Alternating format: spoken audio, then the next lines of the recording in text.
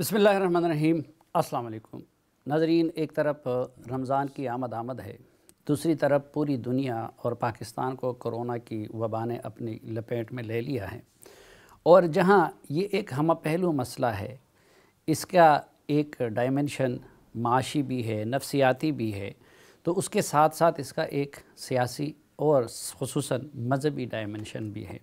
इसलिए आज हम पाकिस्तान की सबसे बड़ी मज़हबी जमात के सरबराह जनाब मौलाना फजलुर रहमान साहब की खिदमत में हाज़िर हुए हैं और उनसे रहनुमाई चाहेंगे कि इन हालात में वो कौम को क्या पैगाम देते हैं, अपने पैरोकारों को क्या पैगाम देते हैं, क्या उनकी स्ट्रेटजी है, और अगर वक्त मोहलत दी तो पाकिस्तान की मौजूदा सियासी और इक़्तिसादी सूरत हाल का भी इख्तिसार के साथ तज़किरा करेंगे। बहुत शुक्रिया मौलाना फजलुर रहमान साहब।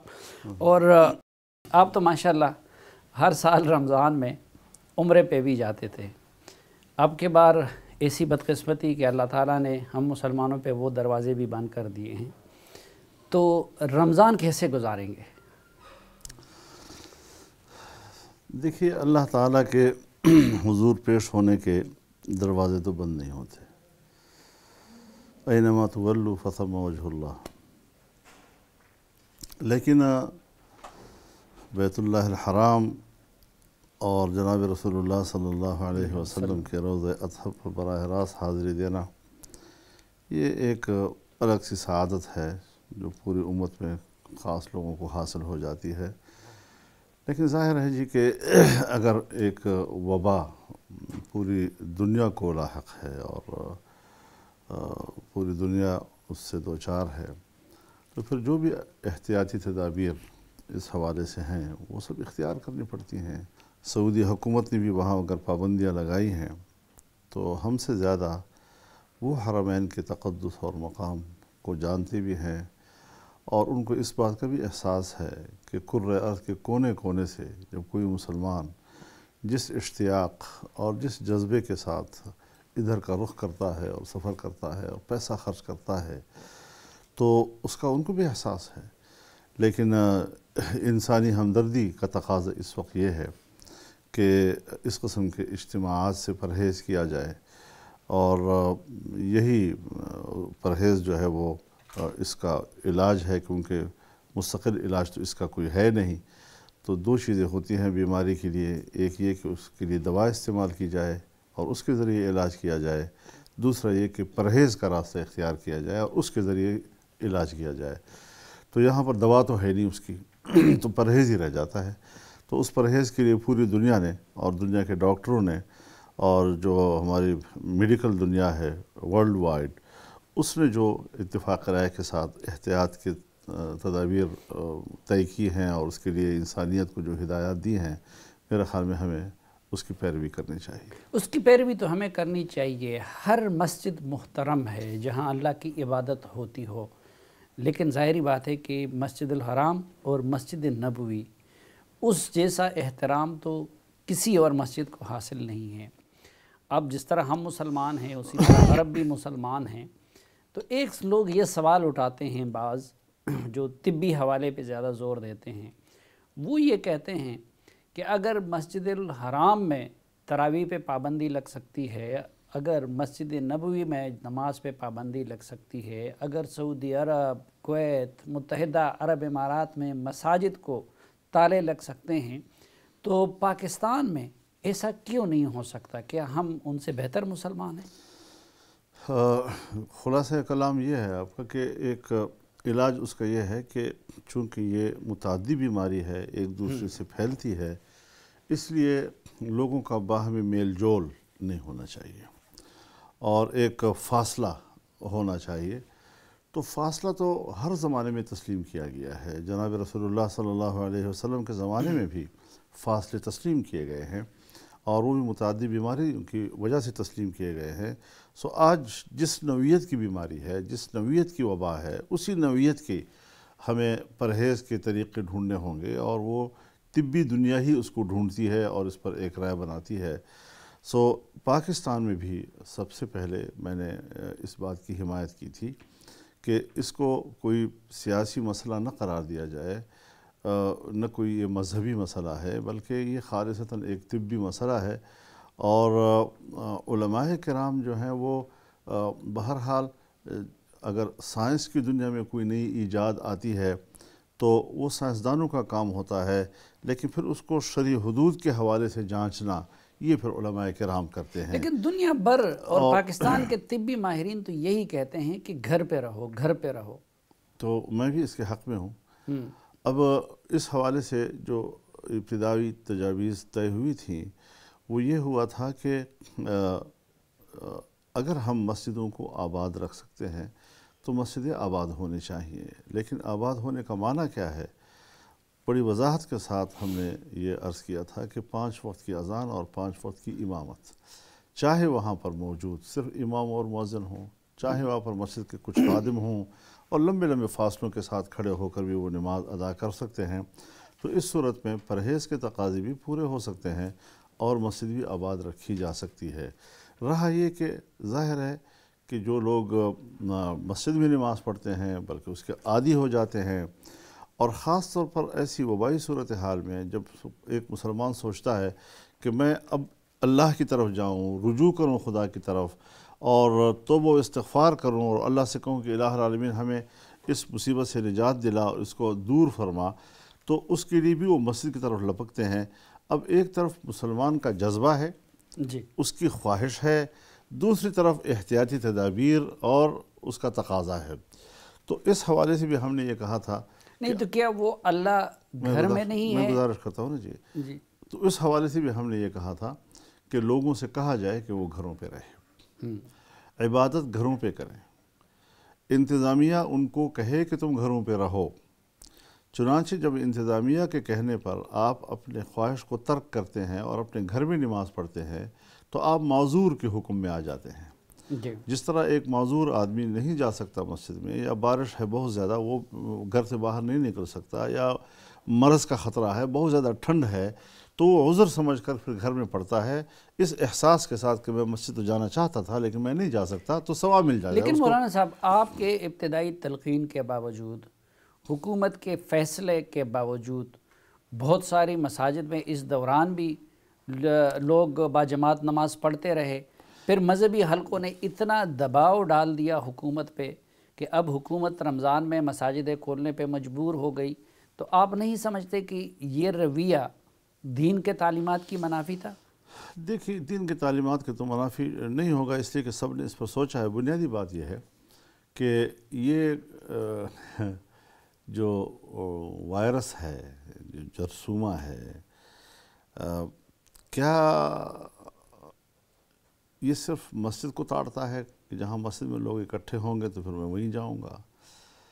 دیکھیے پبلک جو مقامات ہوتے ہیں، چاہے آپ کی سبزی منڈیاں ہیں، چاہے آپ کے بازار ہیں، چاہے آج کل جو یہ 12,000 روپیہ تقسیم ہوتا ہے بینکوں کے سامنے تحت نظر، اس میں خواتین کا اجتماع ایسے گھلے ملے، خود آپ کے جو میڈیا ہاؤسز ہیں اس کے اندر لوگوں کا آنا جانا، بیٹھنا اٹھنا، تو بڑے بڑے مالز ہیں جس کے اندر لوگ جاتے ہیں، اور وہ تو یہ چیزیں جو ہیں یہ قابل اعتراض ٹھہری۔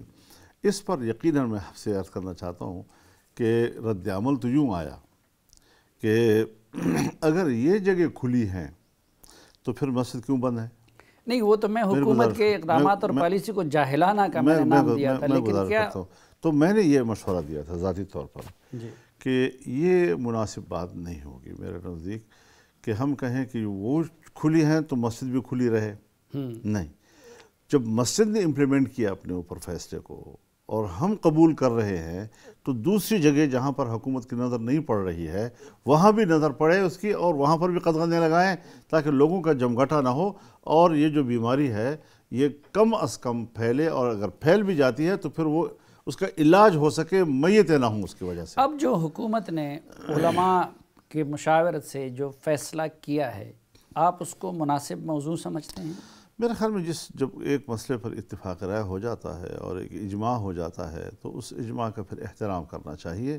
میری ذاتی رائے پھر میری ذاتی رائے رہ جاتی ہے، اور اس کے بعد جو تمام لوگ ایک بات پر متفق ہو گئے ہیں تو میرے خیال میں پھر اس کا احترام ہونا چاہیے۔ نہیں، آپ کی رائے اس میں شامل تھی؟ میں نے تو علماء کرام سے عرض کیا تھا جب پہلے دفعہ کراچی میں تمام مکاتب فکر یا جیسے بیت المسالک ایک اجتماع ہوا تھا، تو اس وقت بھی میں نے ان کی خدمت میں کچھ تجاویز تو دے دی تھیں، لیکن وہ ایک فورم بن گیا اور اس نے جو فیصلے کیے تو میرے خیال میں ابتدا میں تو ہماری تجاویز اور پھر ان کی جو تجاویز تھی وہ سب مشترکہ تھی جی۔ ہندوستان کے علماء کی جو آراء آئیں مسجد کے حوالے سے وہ بھی تقریباً اس کے برابر تھی، یہاں تک کہ میں نیپال کے ایک عالم دین کی وہ سن رہا تھا، جمعیت علماء کے وہاں کے ذمہ دار تھے، انہوں نے بھی یہی کہا کہ ہمیں مساجد میں بہت چند لوگ جا کر نماز پڑھنا چاہیے، زیادہ وہاں رش نہیں لیکن مولانا صاحب آپ دیکھیں عرب حکومتیں وہ آپ جانتے ہیں کہ وہاں پہ بادشاہی نظام ہے، ان کا قانون بہت سخت ہے، وہ ٹریفک کے قوانین پہ بھی عمل درآمد کروا دیتے ہیں، ان کی حکومت کے ایک اشارے پہ ہر بندہ عمل کرتا ہوا دکھائی دیتا ہے۔ پاکستان میں تو آپ کو پتہ ہے کہ جو نظام ہے، یعنی اگر سعودی حکومت چاہتی تو اس چیز کو اگر وہ حکم کریں کہ 6 فٹ کا فاصلہ رکھنا ہے، یہ کرنا ہے، تو پھر کوئی سعودی اس سے 5 فٹ کھڑا نہیں ہو سکتا، کڑا نہیں ہو سکتا۔ لیکن ہمارے ہاں تو حکومتی حکم کے عدولی کو ایک کار ثواب سمجھا جاتا ہے۔ تو آپ سمجھتے ہیں کہ پاکستان جیسی غیر منظم سوسائٹی میں، دیہاتی سوسائٹی میں، یہ جو کچھ کہا گیا ہے 6 فٹ کا فاصلہ اور صف کا درمیان میں بھی اس کو انشور کرایا جا سکے گا؟ صاف سیدھی رسک نہیں ہے؟ صاف سیدھی بات یہ ہے کہ وہ 5 آدمیوں کی جو بات ہوئی تھی اس پر بھی عمل نہیں ہو سکا، جمعے کے اجتماعات پر بھی کنٹرول حاصل نہیں کیا جا سکا، اور پھر اس پر جو زیادتی پہ زیادتی ہوئی ہے وہ یہ ہے کہ مسجد کے امام اور خطیب کے خلاف FIR بھی کاٹی گئی، اس کو گرفتار بھی کیا گیا، اس کو مسجد سیل کرنے کی دھمکی بھی دی گئی، حالانکہ یہ اس کے فرائض میں سے نہیں ہے، یہ سرے سے اس کی ڈیوٹی نہیں ہے۔ اس نے تو آپ کو سپورٹ کرنا ہے کہ جب انتظامیہ لوگوں سے کہے کہ مسجد میں مت آؤ، گھروں میں پڑھو، تو امام صاحب بھی لوگوں کو کہے کہ آپ کو ٹھیک کہا جا رہا ہے، جو آپ سے کہا جا رہا ہے آپ اس کو تسلیم کر لیں، اس میں آپ کو گھر پہ بھی نماز پڑھنے کا ثواب ملے گا۔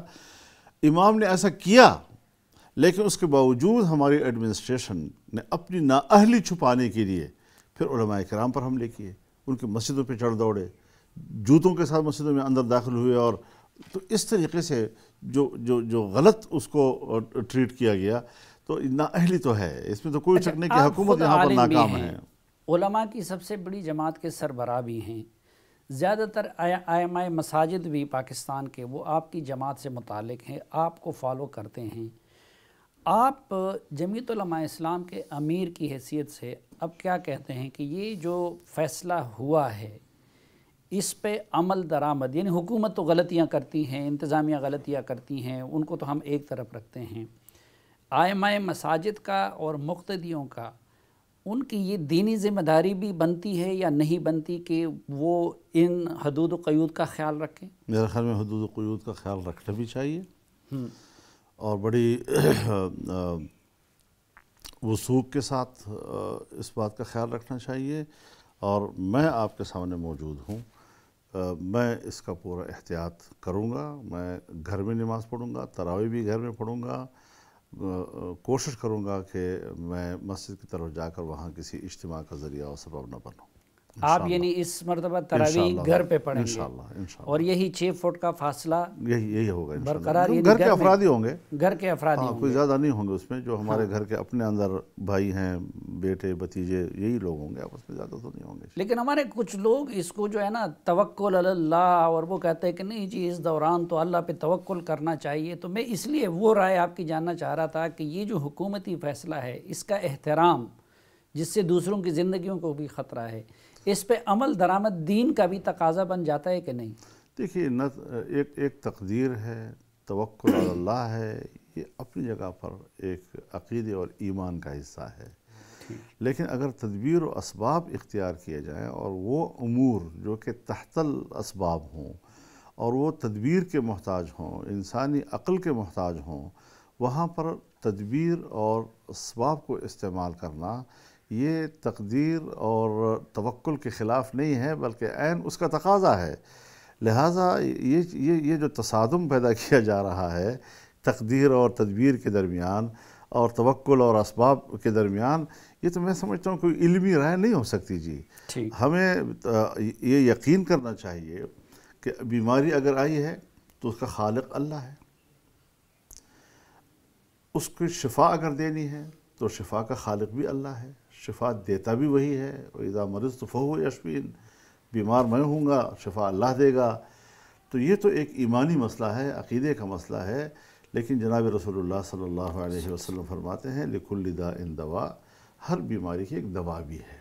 اور آپ نے دوائی لی بھی ہے اور علاج بھی کیے ہیں، اور صحابہ کرام نے بھی دوائیاں لی ہیں اور حکیموں کی طرف رجوع بھی کیا ہے.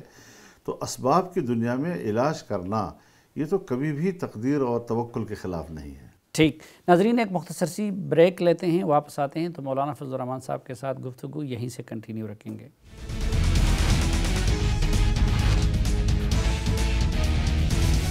ہمارے ساتھ ہیں جمعیت علماء اسلام کے سربراہ جناب مولانا فضل الرحمان صاحب.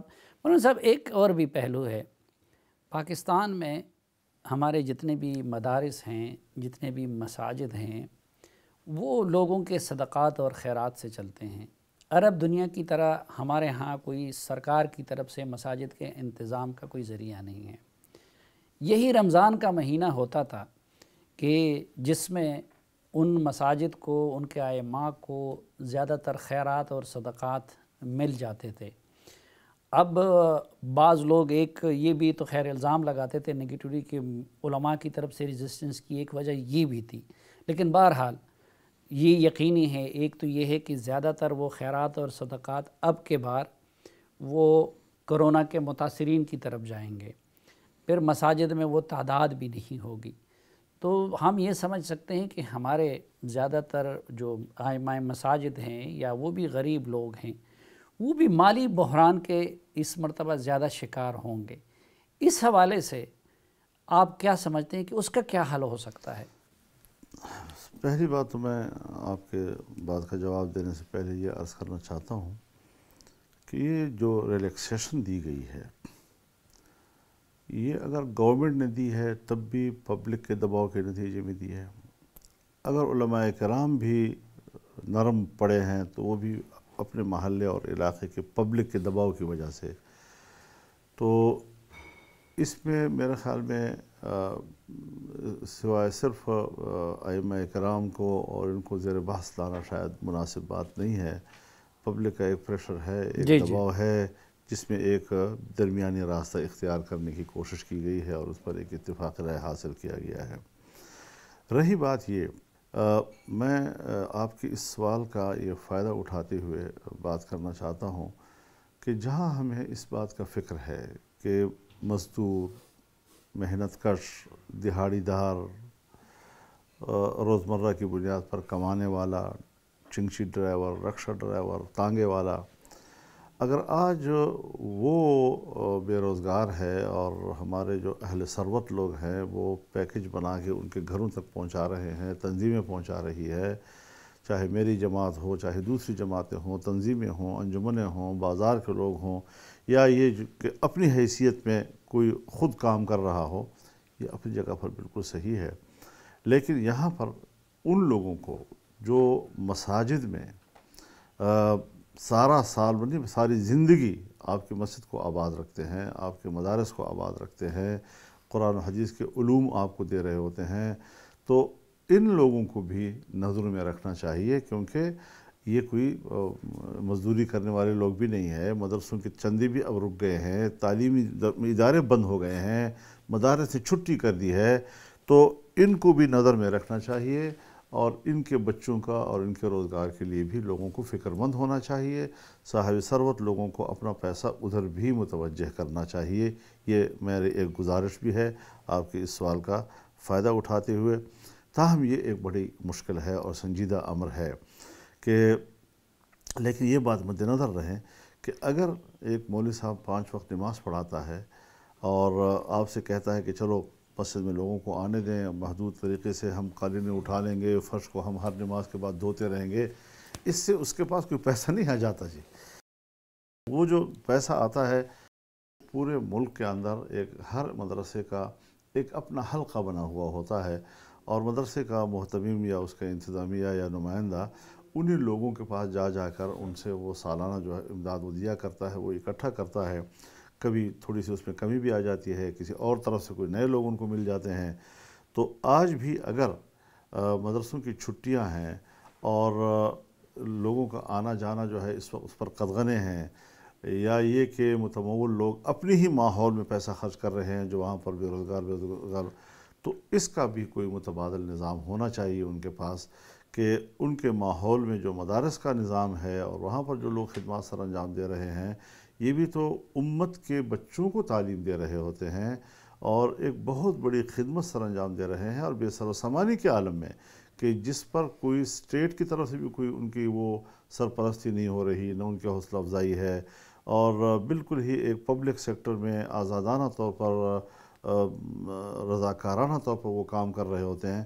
تو میں سمجھتا ہوں کہ یہ جو ان کا ہے، میں نے آپ سے عرض کیا کہ پبلک دباؤ کی وجہ سے ایسا ہوا ہے، کوئی ورنہ تو پہلے دن بھی یہ کہہ سکتے تھے کہ اچھا، اس مدارس سے الٹ ایک تو سوال پہلی دفعہ نہیں کہا انہوں نے اور انتظار کیا، اور وقت کے ساتھ ساتھ پبلک کا دباؤ آیا یا حکومت کی نااہلی یا عدم توجہ جو ہے وہ سبب بنی اس چیز کی، تو اس کا الزام ان پر ضرور ڈالا اس سے الٹ ایک سوال ہے کہ جی آپ کے اس ملک میں لاکھوں معتقدین ہیں، آپ کی اپنی رضاکار تنظیم بھی ہے جن کو آپ لا کے یہاں ان سے دھرنے دلوا سکتے ہیں، حکومت کو ہلا سکتے ہیں، وہ آپ کے حکم پہ جان دینے کے لیے تیار ہیں۔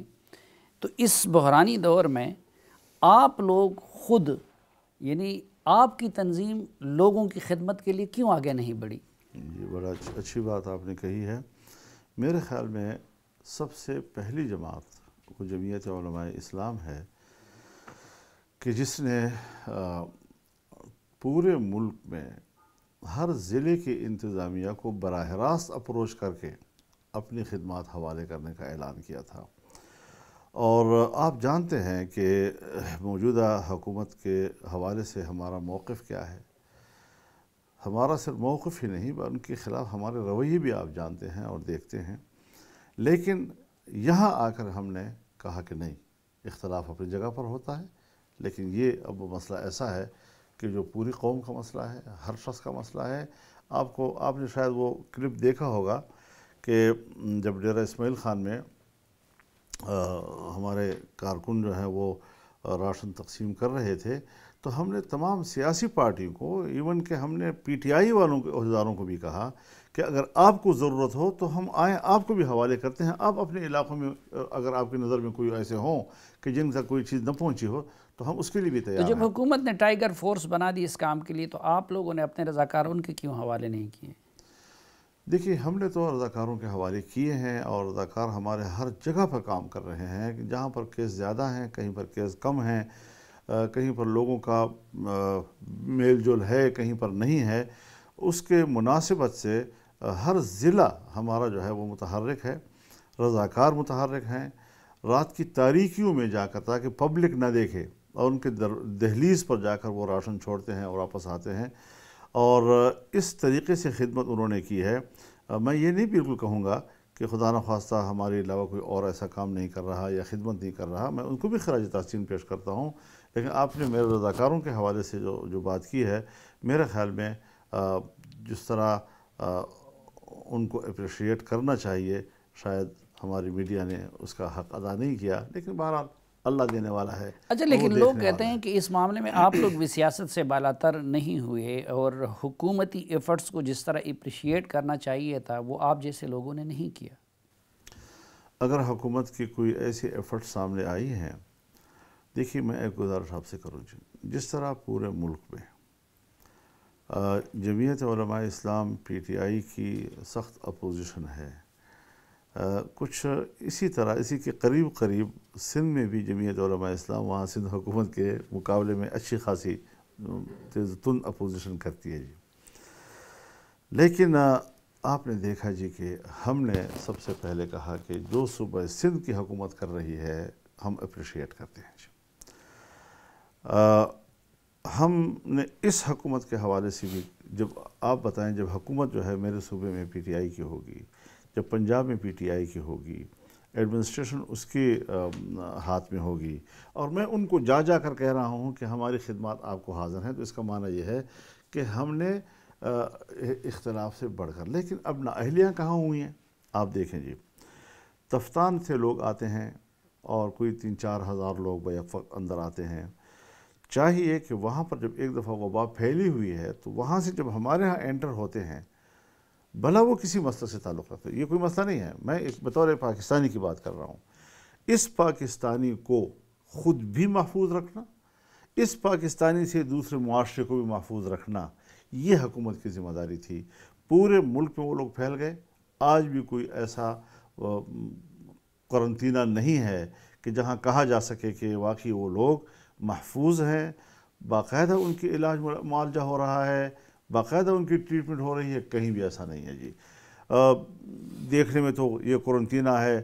اب میں اس حوالے سے کچھ آپ سے عجیب آپ نے میرا ذہن چلا دیا ہے، یہاں عجیب سے کام ہو رہے ہیں جی۔ ایک تو لوگوں کو، عام لوگ پرائیویٹ سیکٹر میں مدد زیادہ پہنچا رہے ہیں بنسبت حکومت کی۔ حکومت صرف باہر کے قرضوں کو معاف کروانے اور نئی مدد حاصل کرنے کے لیے کرونا کو استعمال کر رہے ہیں۔ تو یہاں تک ہوتا ہے مثال کے طور پر کسی بھی محلے میں کسی بھی وجہ سے کوئی میت ہو جاتی ہے، وہ گھر والا بیچارہ اپنی میت کا اعلان نہیں کر سکتا کہ آؤ لوگوں جنازہ پڑھیں، یکدم سے لوگ پہنچ جاتے ہیں جی آپ اس کو کرونا میں لکھوائیں جی۔ بابا کرونا میں نہیں ہے، اس کو یہ ہارٹ اٹیک سے ہوا ہے، یہ گردے فیل ہو گئے ہیں، یہ کینسر کا بیمار تھا، یہ جگر فیل ہو گیا، یہ ایکسیڈنٹ والا تو خیر وہ تو نہیں ہو سکتا، لیکن یہ ہر چیز پر پہنچ کر یہ کہتے ہیں کہ کرونا میں لکھواؤ۔ اب یہ ریشو غیر ضروری طور پر بڑھانا، جبکہ آج اگر 22 کروڑ آپ کی آبادی ہے تو 4,500 آپ کی روزمرہ کی وفات عام طور پر لیکن یہ ہے۔ تو خود جس سندھ حکومت کی آپ تعریف کر رہے ہیں، اس وزیر اعلیٰ سندھ نے کہا تھا کہ ہو سکتے بہت سارے کیسز وہ کرونا کی وجہ سے لوگ مرے ہوں، لیکن ہمیں پتہ نہیں ہے کہ ہم ان کو کرونا میں ایڈ نہیں کر رہے۔ دیکھیے یہ غلط بات ہے۔ حضرت کرونا والا جو ہے وہ چیخ رہا ہوتا ہے کہ بھئی وبا آ گئی فلانے علاقے میں جی۔ اگر بالفرض نہیں ہے پتہ تو اس کا وہ مجرم نہیں ہے، لیکن بات یہ ہے کہ اگر کرونا نہیں ہے تو اس کا تو پتہ لگ گیا ہے نا۔ مجرم کے لفظ سے مجھے یاد آیا، میں تو یہ عرض کرتا رہتا ہوں کہ اس حوالے سے حکومت کا کردار اگر جاہلانہ ہے تو آپ نہیں سمجھتے کہ اپوزیشن کا بھی مجرمانہ ہے؟ نہ کوئی اس دوران اپوزیشن اکٹھی ہوئی، نہ کوئی لائحہ عمل دیا، نہ حکومت کو کوئی تجویز دی، نہ کوئی متبادل رستہ نہیں، دیا۔ ایسا نہیں ہے حضرت، میرے خیال میں اس بارے میں بھی میں جو بات آپ سے کروں گا پھر آپ فیصلہ کریں۔ سب سے پہلے اپوزیشن نے اپنا اجلاس کیا جی۔ میرے خیال میں میاں شہباز شریف صاحب جب باہر سے آئے تو انہوں نے فوری طور پر، پھر بلاول صاحب نے بھی رابطے کیے تو ایک اجلاس ہو گیا، اور میں تو ڈیرہ اسماعیل خان میں تھا، میرے ساتھ بات چیت ہوئی، میں نے کہا بالکل ہونا چاہیے، ایک ویڈیو لنک کے ذریعے وہ ہوا سارا جی۔ ظاہر ہے کہ اس اجلاس میں کیا ہونا چاہیے، کچھ تجاویز انہوں نے طے کی تھی جی۔ اس کے بعد 25 مارچ کو اسپیکر صاحب نے ایک اجلاس بلایا۔ اسپیکر صاحب کے اجلاس میں عمران خان صاحب آئے، 2-4 منٹ اپنی گفتگو جھاڑی اور چلے گئے اور میٹنگ چھوڑ گئے۔ بھائی وہ آپ جب ایک دفعہ شریک ہو چکے ہیں، اپوزیشن لیڈر سارے موجود ہیں، آپ کو تجاویز دے رہے ہیں، آپ خود سنیں اس کو۔ چیف ایگزیکٹو تو آپ ہیں نا، وہ تو صرف ایک کنوینر کے طور پر کنوین کر رہا ہے نا، اس کے علاوہ تو اسپیکر صاحب کو کوئی ذمہ داری نہیں ہے جی۔ اب وہاں سے بھی غیر سنجیدگی کا مظاہرہ ہوا۔ اس کے بعد 6 اپریل کو پھر یہ اجلاس بلایا گیا اسپیکر صاحب کے حوالے سے۔ یہ حضرات باوجود تحفظات کے کہ اب تک ہمارے تجاویز پر آپ نے عمل ہی نہیں کیا ہے، آپ مجھے کس لیے بلا رہے ہیں، پھر بھی آئے۔ جب پھر آئے تو جس وقت یہ ان کے مشیر صحت اجلاس میں تشریف لائے ہیں، میرے خیال میں 15-20 منٹ کے بعد خود ہی کہتا ہے ہم تو غلط بیٹھے ہیں۔ بابا غلط بیٹھے ہیں تو ٹھیک بیٹھ جاؤ، فاصلے کا نہیں ہے تو فاصلے کے ساتھ بیٹھ جاؤ، نہیں اجلاس ملتوی کر دیا اور ابھی تک بلایا ہی نہیں ہے جی۔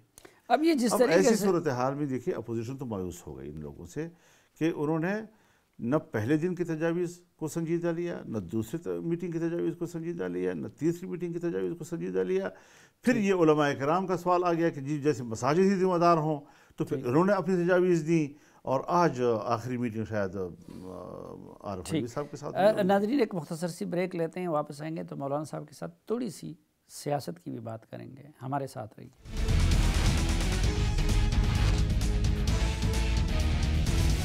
مولانا فضل الرحمان صاحب ہمارے ساتھ ہیں۔ مولانا صاحب، پہلے تو کہا جاتا تھا کہ صرف معیشت کا تقاضا ہے کہ کوئی کنسنسس آ جائے ملک کے اندر، پھر اب کرونا بھی آ گیا. آپ نہیں سمجھتے کہ یہ غیر معمولی حالات ہیں اور ملک میں کسی غیر معمولی سیاسی انتظام کا تقاضا کرتا ہے؟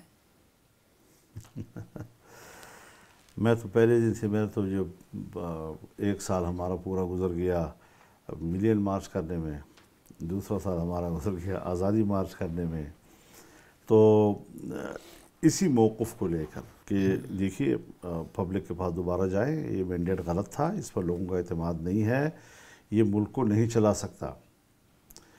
لیکن ہماری نہیں سنی جا رہی، نہیں سنی گئی. اب پتہ نہیں ملک کو کیوں ڈبویا جا رہا ہے جی. مجھے آپ بتائیں، جس وقت نواز شریف کے آخری سال کا بجٹ پیش ہو رہا تھا اور 5.6 یا 7 سالانہ شرونمو دکھایا گیا تھا، تو اس وقت بھی خود عمران خان نے بھی کہا تھا کہ ملک کی معیشت ڈوب رہی ہے، ملک کی معیشت ڈوب رہی ہے، جبکہ آپ کا جی ڈی پی گروتھ جو ہے وہ 5.6 یا 7 تھا جی. اگلے سال کے لیے ہدف جو ہے وہ 6+ جو ہے ظاہر کیا گیا تھا کہ 6% سے زیادہ ہوگا جی. ہم آ گئے 2 پہ. پچھلا بجٹ جو ہمارا آیا ہے 2 پہ کھڑا ہے جی. آپ کا 2 بھی نہیں ہے، 1.9 ہے جی. اب جو آپ کا بجٹ آ رہا ہے یہ ماہرین معیشت کہہ رہے ہیں، میں کوئی ماہر معیشت نہیں، وہ تو نیگیٹو پہ جائے گا، نیگیٹو پہ جا رہا ہے جی. اب اگر ہماری معیشت حضرت اس طرح گر گئی ہے تو ریاستیں حضرت معیشت کی بنیاد پر کھڑی ہوتی ہیں جی. صرف آپ دفاعی قوت کی بنیاد پر ریاست کو محفوظ نہیں کر سکتے، ورنہ سوویت یونین باقی رہ جاتا جی. معیشت کی وجہ سے وہ چلا گیا، دستبردار ہو گیا پورے خطے سے جی. تو یہ ساری صورتحال ہمارے ملک کی ہے، ہمارے ملک کے مستقبل کی ہے. جس وقت آپ معاشی لحاظ سے تکڑے تھے تو واجپئی بس میں آیا آپ نہیں تو کرے کیا؟ اپوزیشن کا آپ لوگوں کا فارمولہ کیا ہے؟ تو واجپئی بس میں آیا آپ کے پاس، آپ کو کہا اب میرے مستقل پڑوسی ہیں جی. وہی بی جے پی ہے آج، اب معاشی لحاظ سے نیچے ہے، تو اس کا کیا رویہ آپ کے ساتھ جی؟ آج کشمیر کے ساتھ اس نے کیا کیا جی؟ آپ کچھ نہیں کر سکتے. وہ افغانستان جو سی پیک کے معاملے میں اشرف غنی جو ہی منتخب ہوا اگلے ہی روز بیجنگ کانفرنس میں جا کے پہنچ گیا جی، تاکہ میں بھی اس معاشی دوڑ میں شریک ہو جاؤں. اس کو امید پیدا ہو گئی تھی جی.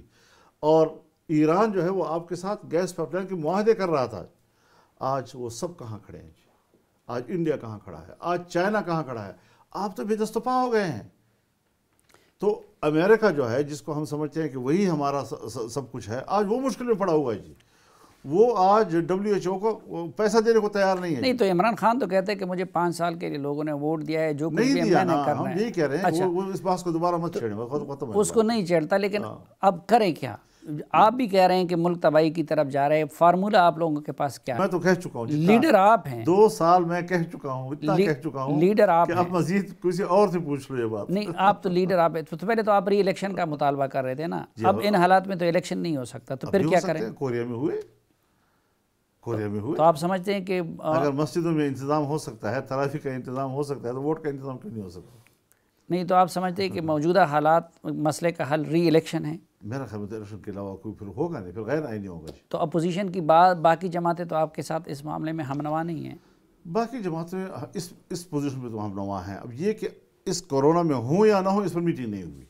اور اگر اس سے پہلے ایک کنسنسس گورنمنٹ بن جائے جو پہلے اس بحران سے نمٹے، پھر معیشت سے نمٹے. اگر سنجیدہ تجویز اس حوالے سے آتی ہے، ایک ہے کہ آئینی طور پر ہمارا راستہ کیا ہونا چاہیے، یہ الگ بحث ہے. ایک یہ کہ ملک آپ کا اس حد تک ڈوب گیا ہے کہ شاید آپ کو کوئی عارضی انتظام کرنا ہوگا، وقتی انتظام کرنا ہوگا. یہ بھی ایک سوال ہے، اس پر بھی لوگ سوچ سکتے ہیں، اور اس کو بھی وہ بے شک آئین سے ماورا ہو، یعنی اس کو اسٹڈی کیا جا سکتا ہے نا کہ کیا صورت ہو سکتی ہے جی. تو ہمیں کوشش کرنی چاہیے کہ ہم آئین سے باہر نہ نکلیں، لیکن آئین جتنے ہمیں گنجائش دے سکتا ہے اس کے حوالے سے ہمیں اسٹڈی تو کرنی چاہیے. اس پر سیاسی جماعتوں کو بیٹھ کر ایک لائحہ عمل تو سوچنا چاہیے، اور خاص طور پر جو مقتدر قوتیں ہیں ان کو اس حوالے سے سوچنا ہوگا. لیکن آپ اسلام آباد آئے تھے حکومت گرانے کے لیے، پھر آپ اپریل مارچ کا وعدہ وعید کر کے امید دلا کے چلے گئے. مارچ بھی گزر گیا، اپریل بھی گزر گیا، اس وعدے کا کیا ہوا؟ اب میرا خیال میں اس کو سوائے اس کے کہ ایک گلہ شکوہ تلخی کے علاوہ اس وقت کورونا میں اس کا کوئی فائدہ نہیں اس کو ڈسکس کرنے کا. اس وقت جو ہم جس بحران سے ہم دوچار ہیں، اگر شاید یہ حالات نہ ہوتے تو ہم بڑے کھل کر میدان میں آ کر یہ مسائل، اس وقت سارے ادارے ہمارے جو ہیں وہ ایک انسانی مشکل سے دوچار ہیں، اور یہاں پر میں کسی ایک تلخ موضوع کو لے کر ایسی فضا نہیں پیدا کرنا چاہتا کہ آلریڈی ہم ڈیوائیڈڈ ہیں اور مزید ہم ڈویژن پیدا کرنے کی کوشش کریں۔ اپنی جگہ پر سب سمجھتے ہیں کہ ہمارا موقف کیا ہے، سب سمجھتے ہیں کہ طے کیا ہوا تھا، سب سمجھتے ہیں کہ اس پر عمل درآمد کیوں نہیں ہوا، لیکن تاہم پردہ پوشی کے لیے بہرحال یہ کورونا وغیرہ کے حالات پیدا ہوئے ہیں، تو اس سے ہمیں نکل جانا چاہیے۔ چلو اس وقت آپ میدان بھی ہے اور کرونا کی وجہ سے یہ دھیان ہی نہیں کرانا چاہتے ہیں، لیکن وعدہ تھا کیا اور کیا کس نے؟ بعد میں پھر کریں گے انشاءاللہ، بعد میں پھر کریں گے۔ چلیں ناظرین، یہ باتیں مولانا صاحب نے بہرحال یہ وعدہ کیا، اللہ کرے کہ اس کرونا کی وبا سے جلد از جلد ہمیں نجات مل جائے اور ہم جلد از جلد ایک نارمل قوم کی طرح جینا شروع کر دیں۔ پھر مولانا صاحب سے پوچھیں گے کہ وعدہ کس نے کیا تھا، مولانا صاحب نے قوم سے جو کہا تھا وہ کیوں نہیں ہو سکا، اور آگے ان کے کیا ارادے ہیں۔ آج کے لیے اجازت دیجیے، اللہ حافظ۔